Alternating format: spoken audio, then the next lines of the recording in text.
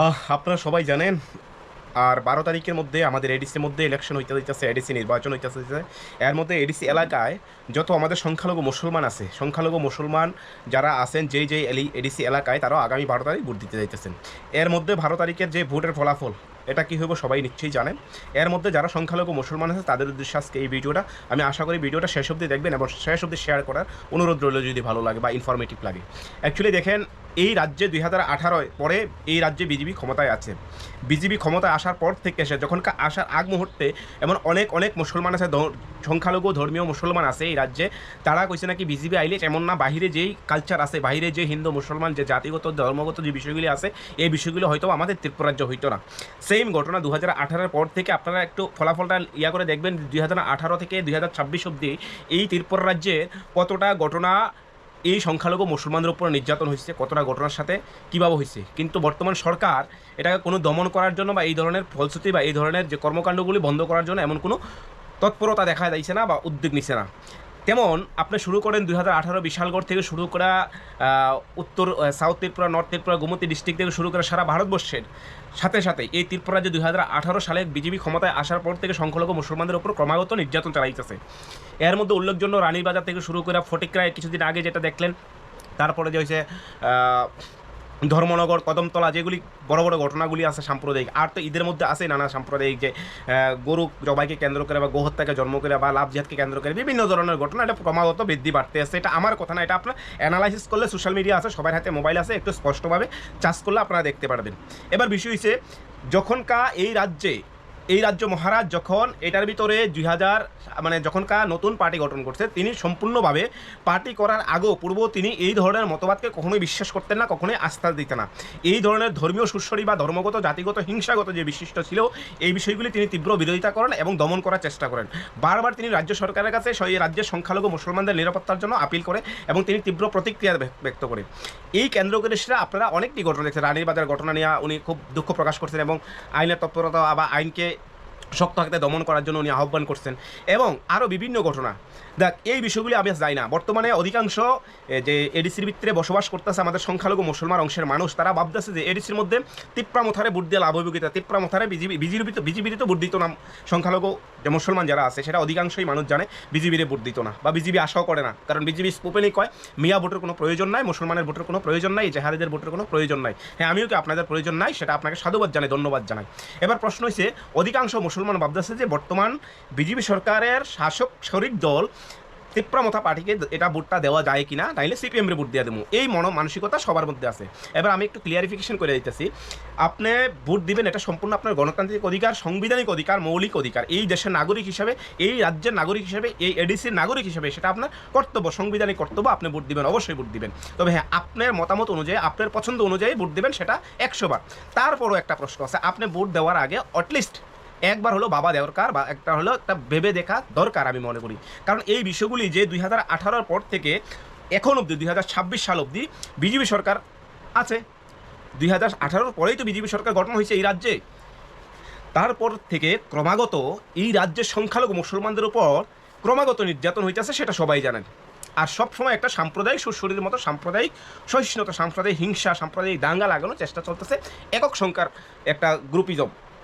কিন্তু তাদেরকে সম্পূর্ণভাবে ডাইরেক্টলি বা ইনডাইরেক্টলি মদতপুষ্ট করতেছে কারা? এক দল, শাসক দল। যদি এই ধরনের কর্মকাণ্ড এই ভারতবর্ষের মাটিতে বা এই ত্রিপুরার মাটিতে যদি সম্পূর্ণ নিষেধাজ্ঞা জারি করে, তাহলে এই ধরনের সাম্প্রদায়িক সুরসুরি দেওয়ার যাইতো না। এবার প্রসঙ্গে তাইলে আপনারা যেটা কইতেছেন যে বিজেপি কি নাকি আসলে সব হিন্দু খারাপ, সব হিন্দুরাই মুসলমানের হিংসা করে, সম্পূর্ণ ভুল ধারণা। কখনোই কোনো হিন্দু কোনো মুসলমানকে হিংসা করে না। হ্যাঁ, পরে ওই ধরনের যারা স্বার্থম বেশি, যারা স্বার্থবাদী, নিজের স্বার্থার্থে, নিজের চরিতার্থে, নিজের ব্যক্তিগত ব্যবহারে, নিজের রাজনৈতিক কেরিয়ারের জন্য উনি মুসলমানকে ব্যবহার করে সেটা হিন্দুদেরকে বোকা বানায়, সেটা ওনার ক্ষমতা উনি বহাল রাখার চেষ্টা করে। কারণ আমরা হচ্ছি এশিয়া মহাদেশের মানুষ, আমরা একটু সেন্সিটিভ বেশি, আমরা এই ধরনের মানসিকতা রাখি, আমরা ধর্মে উত্তেজিত হই সবসময়, আমরা ধর্মে বিশ্বাসী বেশি। এই ধরনের চিন্তাধারণা নিয়ে সেটা ক্রমাগত আমাদের সমাজের মধ্যে এক বৈষম্যতা ক্রমাগত বাড়তেছে। তার স্পষ্ট উদাহরণ দেখেন যে ২০১৮ পর থেকে এখন অবধি ক্রমাগত এইবার 2018 পর থেকে এখন অবধি আপনারা একটু চিন্তা করতে লাগবে অ্যাকচুয়ালি কী হইতেছে রাজ্যের মধ্যে। রাজ্যের সংখ্যালঘু মুসলমানদের উপর কীভাবে নির্যাতন হইতেছে এটা ক্রমাগত প্রায় প্রত্যেকটা যতটা ঘটনায় হয়েছে প্রত্যেকটা নিরহ মুসলমান, অসহায়, গরিব, দরিদ্র মুসলমানের উপর নির্যাতন হইতেছে। নির্যাতনের কারণ বিশেষ করে একমাত্র আপনার অপরাধ, আপনি মুসলমান, আপনি ইসলাম ধর্ম অবলম্বী, আপনি এই রাজ্যের সংখ্যালঘু মুসলমান, সংখ্যালঘু মানুষ, এই কারণে।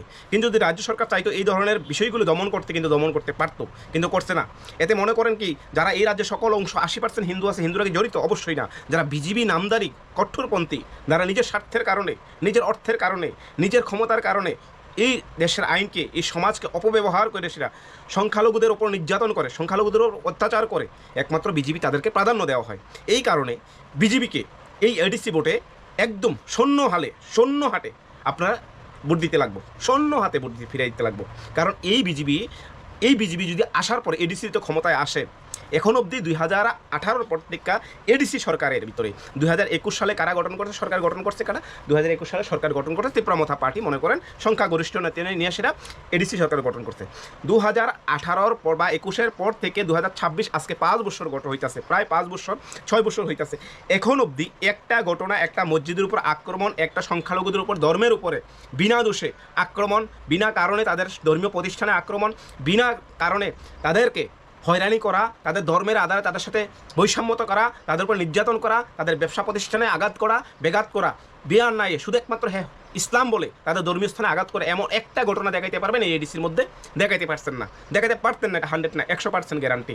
এই কারণে আজকের দিনে যারা এই রাজ্যের মুসলমান, যারা এডিসির ভিতরে বসবাস করতেছেন, যারা এডিসির ভিতরে থাকতেছেন, তারা আজকের দিনও নিজের সাংবিধানিক অধিকার, নিজের গণতান্ত্রিক অধিকার প্রয়োগ করার সুযোগ পাইতেছেন, নিজের বাক স্বাধীনতার অধিকার প্রয়োগ করার সুযোগ পাইতেছেন, নিজের কথা বলার অধিকার পাইতেছেন, নিজের ধর্ম করতে পারতেছেন, নিজের কর্ম করতে পারতেছেন, নিজের ব্যবসা বাণিজ্য করতেছেন, সব কিছু করতেছেন।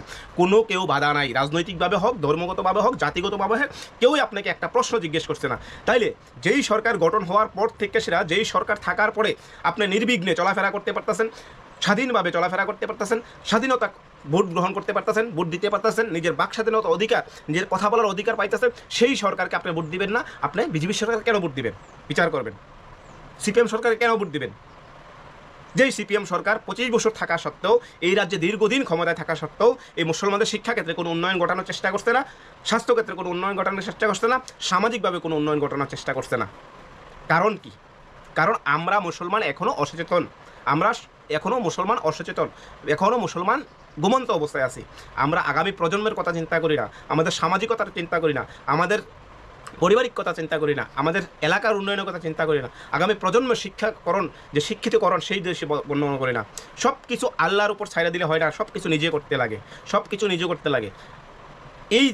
এই যে আগামী যে 12 তারিখ নির্বাচন হইতেছে, এই নির্বাচনকে কেন্দ্র করে সেটা আমি আশা করবো যে এই রাজ্যের যতগুলি বিশেষ করে মাইনরিটি ভোট আছে, একটা ভোট যাতে অন্যদিকে না যায়, সেটা একমাত্র আনারত চিহ্নে পড়ে অন্ততপক্ষে আপনার ব্যবসার স্বাধীনতা, কথা বলার স্বাধীনতা, বাক স্বাধীনতা, ধর্মগত স্বাধীনতা, নিজের স্বাধীনতাটাকে অন্ততভাবে ফিরে পান। আমি আজকের দিনে এই ভিডিওর মাধ্যমে একদম স্পষ্ট করে দিতে পারছি যে যদি এই রাজ্যে এডিসির ভিতরে বিজেপি সরকার গঠন হয়, তাহলে এই রাজ্যের যারা সংখ্যালঘু মুসলমান আছেন, বিজেপির শাসনে যারা এখনও এডিসিতে নির্বিঘ্নে চলাফেরা করতেছেন, নিঃস্বার্থভাবে নিজের ব্যবসা করতে পারতেছেন, সব কিছুভাবে করতেছেন, স্বতঃস্ফূর্তভাবে সবার সাথে চলামেলা করতেছেন, নিজের খাদ্য খাওয়া থেকে সংস্কৃতি সব কিছু আদান প্রদান করতে পারতেছেন, সেগুলি আগামী বিজেপি সরকার আইলে ধর্মগত, জাতিগতভাবে হিংসা বিদ্বেষ সৃষ্টি করে সেটা আমাদের মধ্যে একতা বিনষ্ট করবো। সেটা চত্ব না।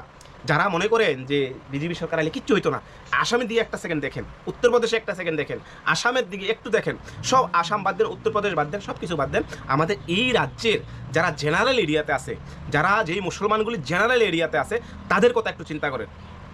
আমার সাথে যোগাযোগ হয়, আমার সাথে কথাবার্তা হয়, আমি জানি যারা রাজ্যের বিষয় নিয়ে বা সংখ্যালঘু মুসলমানদের নিয়ে কথা বলেন, বা তারা সোশ্যাল মিডিয়ার মাধ্যমে হোক বিভিন্ন প্রতিবাদ করে, তাদের কাছে ইনফরমেশন আইয়ে আমি জানি আজকে তারা বুক ফুলে একটা কথা কইতে পারে না, ব্যবসা স্থানে এসে তারা মুখ বুঝে একমাত্র মুসলমান অপরাধ, নির্বিঘ্নে বয়ে চলাফেরা করতে লাগে, কথা কইতে পারতেছে না, তাদেরও আক্রমণ হয়, এই হয় সেই হয়, এই অবস্থা।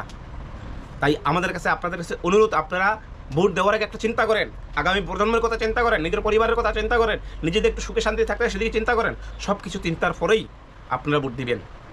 এই ভোট গণতন্ত্রের ভোট, এই ভোট এডিসিকে শক্ত করার ভোট, এই ভোট আপনার আগামী ভবিষ্যতের ভোট, এই ভোট আপনার ধর্মকে রক্ষা করার, আপনার জাতিকে রক্ষা করার, আপনার কর্মস্থানকে রক্ষা করার ভোট। তাই এই ভোটে, আগামী ভোটে যাতে একটা ভোটও এই স্বৈরাচারী সরকারের খাতে যাতে না যায় সেদিকে লক্ষ্য রাখবেন। সবাইকে সচেতন হইতে হইব। আপনি বুঝান, আপনার এলাকাতে বুঝান, আপনার পাড়া প্রতিবেশী বুঝান, সবাইরে বুঝান। আর অনেকে মনে করেন তিপ্রামথা বিজিবির সাথে অ্যালায়েন্স, বিজিবি তিপ্রামথা একই, কী হইব ভোট দিলে? অন্তপক্ষে বিজিবি ক্ষমতা আইতে পারতো না এডিসির মধ্যে। যারা এডিসিতে এখন শান্তিভাবে বসবাস করতেছেন, এই শান্তিটুকু বিনষ্ট করার জন্য আপনারা দায়ী হবেন। আজকের দিনে যদি আপনারা লড়াই না করেন, আজকের যদি আপনারা এই বিরোধিতা করেন যে বিজিবিকে ভোট দেবো, তাইলে মনে করেন নিজের পায়ে নিজে কুড়াল মারতেছেন, নিজের পায়ে নিজে কুড়াল মারতেছেন।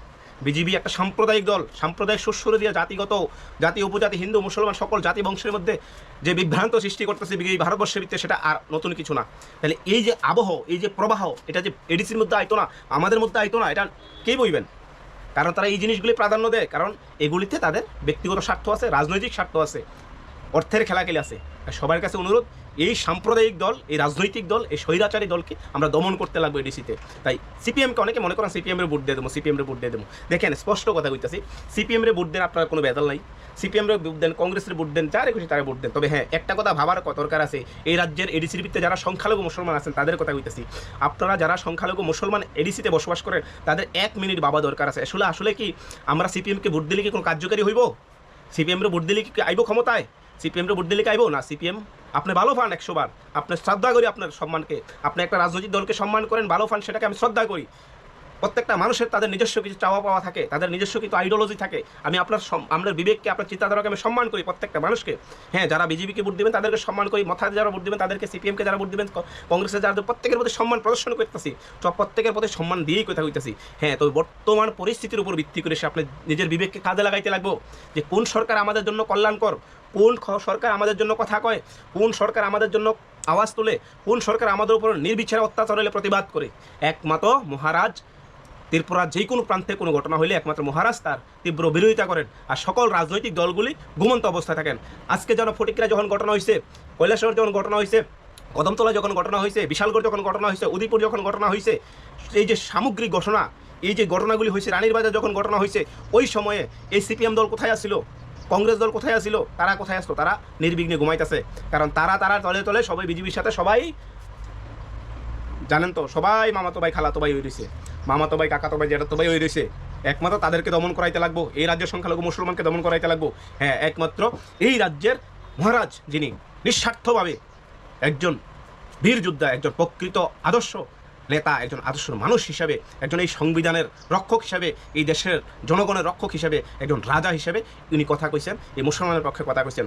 আজকের দিনে যদি এই 2026 সালে এডিসি নির্বাচনে যদি ওনাকে যদি আমরা এই সংখ্যালঘু মুসলমান যারা যদি ভোট দেশের বিপুল ভোটে যদি জয়যুক্ত না করি, হয়তো বা এটা আশা করেন, অনেকে আশা করেন যে ভোট দিলে আপনার যে মূল্যবান ভোট আছে, অনেকে মনে করেন যে যারা এডিসির ভিত্তিতে থাকেন বা যে এডিসির ভিত্তিতে বসবাস করে যারা মুসলমান আছে, আপনার ভোট সিপিএমরে দিবেন বা বিজেপিকে দিবেন, এটা না। হ্যাঁ, তবে এটা নিশ্চিত এই রাজ্যে ক্ষমতায় কিন্তু পুনরায় এডিসির মধ্যে তিপ্রামথা দলে আইব, তিপ্রামথা দল সরকার গঠন করব, 28টা সিট নিয়ে গঠন করব, সরকার পুনরায় আইব। আপনারা ভোট দেন আর না দেন, হ্যাঁ, তবে একটা কথা মনে রাখবেন, যদি আজকের দিনে আপনারা তিপ্রামথাকে ভোট না দিয়ে সেরা আপনারা গাদ্দারি করেন, তাহলে আগামী ভবিষ্যৎ আপনাদের জন্য ভয়াবহ রূপ ধারণ করবো। এই বিজেপি সরকার আপনাদেরকে পুতুলের মতন খেলাইব না, শুধু ফুটবলের মতন লাগতে হবে, সেটা নিশ্চিত। একমাত্র সংখ্যালঘু মুসলমানদের উপর কথা কইতেছি আমি। বারবার নিজের বিবেককে প্রশ্ন করেন, ফটিক রায়ের ঘটনাকে অনুসরণ করেন, একটু ভাবেন। কদমতলার ঘটনা, রানীর বাজারের ঘটনা, বিশালগড়ের ঘটনা, উদয়পুরের ঘটনা, বাংলাদেশের ঘটনা কেন্দ্র করে এসে ত্রিপুরা মুসলমান অত্যাচার করা হয়।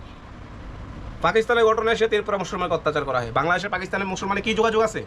আমি অন্যায় করছি? উদয়পুর পরপর 2-3টা মন্দিরে ভাঙচুর করছে আরএসএস, বিশ্ব হিন্দু পরিষদ এবং অন্যান্য দলগুলি। প্রথমে কী দাবি করছে? তাতুয়াটিলা, তারা কী দাবি করছে? এটার মধ্যে সম্পূর্ণভাবে কে জড়িত? সংখ্যালঘু মুসলমান জাতি জড়িত। শেষ পর্যন্ত তদন্তে কারা আইছে? তারা ওই এলাকার বিজিবির গুন্ডা বাহিনী, বিজিবির সন্ত্রাসীরা এই ধরনের কর্মকাণ্ড করাইছে, এটা সবার সামনে ওপেন হয়েছে। তো এই বিষয়গুলো যখন কথা বলবেন তখন আপনার সাম্প্রদায়িক হয়ে যাবেন, যখন কথা বলবেন তারপর আপনাকে আক্রমণ করার চেষ্টা করবো। মানুষ যদি আজকের দিনে যদি এই আমাদের সংখ্যালঘু মুসলমান যদি না বুঝে একত্রিত হয়, তাহলে আগামী প্রজন্ম অনেক ভয়াবহ, আগামী ভবিষ্যৎ আমাদের জন্য অনেক ভয়াবহ। তাই আপনাদেরকে এই সময়, এই 2026 এডিসি ইলেকশনের 12 তারিখে প্রত্যেকটা এলাকায় যত মুসলমান আছে, আপনারা একদম চোখ বন্ধ করে সেটা আনারস মার্কায় ভোট দিয়া তীব্রমতা পার্টিকে পুনরার জন্য এই এডিসির যে শান্তি সম্প্রীতি ঐক্য বজায় রাখার জন্য এই যে জাতি উপজাতি হিন্দু মুসলিম শিখ ইসাই সকল অংশের মানুষ যে আমরা যে এডিসির মধ্যে যে এক ভাই ভাইয়ের মতন ভাই বোনের মতন আপন এক ভিন্তে আমরা যেভাবে বসবাস করতেছি সেই যেন স্রোতটা বহাল রাখতে পারি, সেইভাবে আমরা শান্তি সম্প্রীতি ঐক্য বিনষ্ট না হয়, সেই জন্য পুনরায় আমাদেরকে এডিসিতে দরকার, আবার আমাদের বোবাগ্রাস সরকার। তা আপনারা যেভাবে পারেন আশেপাশে যাই আছে যারা আছে সবাইকে বুঝাইবেন সিপিএমকে ভোট দিয়ে নষ্ট করার কোনো মানে নাই, কংগ্রেসকে ভোট দিয়ে কোনো মানে নাই, আইপিএফটিকে ভোট দেওয়ার কোনো মানে নাই, বিজেপি তো কোনো অর্থই ছাড়া বিজেপিতে গণাই দিয়ে ধরি না। এবার সবার কাছে অনুরোধ, আপনারা সবাইয়ের কাছে এই বিষয়টি প্রচার করেন, একটু ভাবেন, আপনারা যে আগামী ভবিষ্যৎ কী তৈরি একটু ভাবেন। সবাইকে ধন্যবাদ।